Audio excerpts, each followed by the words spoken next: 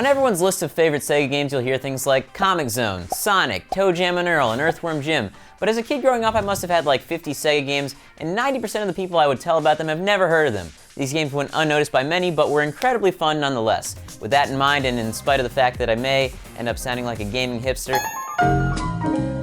I give you my top 5 favorite Sega games you may not have heard of. 5. Coming in at number 5, we have Mutant Chronicles Doom Troopers. Mutant Chronicles was actually first a pen and paper RPG about a post-apocalyptic future where humans have made their exodus from Earth to nearby planets, and of course there's mutants. It was a pretty standard side-scrolling shooter that could be played with 2 players, one a machine gun-wielding marine, and the other a double pistol-toting steampunk-looking dude. Not only was it a lot of fun, but it's one of the goriest Sega games that I can remember, and for that it earns that number 5 spot. 4. At number 4 is The Ooze. The Ooze is the story of a scientist who discovers an evil plot by his company to release toxic gas to infect the public and leverage the only cure to get rich. Unfortunately, you're found with this information and exposed to the gas yourself. Instead of killing you though, you just turn into an ooze blob. A vicious ooze blob who's out for vengeance and to make yourself whole again. The gameplay was pretty cool, your life simply just how much ooze you'd collected on your body, but even better was the soundtrack, especially in the first stage. If they're not rolling that music, they should definitely be doing that right about now.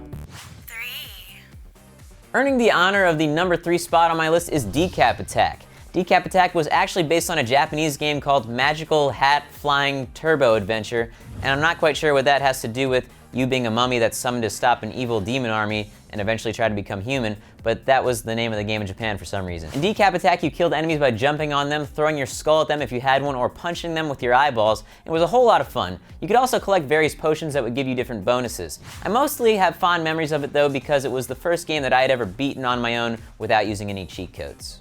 2. Most of the time when people think of best movie games, they can't really come up with a good one, but one game that nobody ever mentions is Warlock. Warlock is based on a cheesy 80s movie where the protagonist has to stop an evil warlock from collecting 6 rune stones that will grant him ultimate power, or some 80s bullshit like that. Channel me a spirit. But the game was actually amazing, with incredibly cool boss fights, an amazing atmosphere and soundtrack, as well as really fun platforming and special powers. You were followed around by an orb that you could control to attack enemies or help you pick up items. It really was a phenomenal game, and if you haven't played it, I recommend going back and trying it out. For being the most kick-ass movie game, it earns my number 2 spot. 1. Finally, at the number 1 spot is a game called Kid Chameleon. Kid Chameleon is the story of an arcade machine that begins trapping everyone that plays it inside unless they can actually beat the game, which nobody can until Kid Chameleon comes along. As far as the gameplay goes, it's similar to other side-scrollers where you have to jump on your enemies' heads to kill them. However, in Kid Chameleon, you can pick up 1 of 10 different power-ups, each one with its own special powers and life totals. You can play as anything from a tank that shot skulls at people, to a knight, to Jason Voorhees, who they couldn't actually get the rights for, so they just called them maniacs. It was a lot of fun to play with really tough bosses and challenge levels. To this day, I have not beaten it. Well, that's gonna do it for my top 5 Sega games you may not have heard of. Make sure you message me in the comments or on Twitter @Sohinky and let me know of any obscure games that I may have left out. I'll see you guys next time.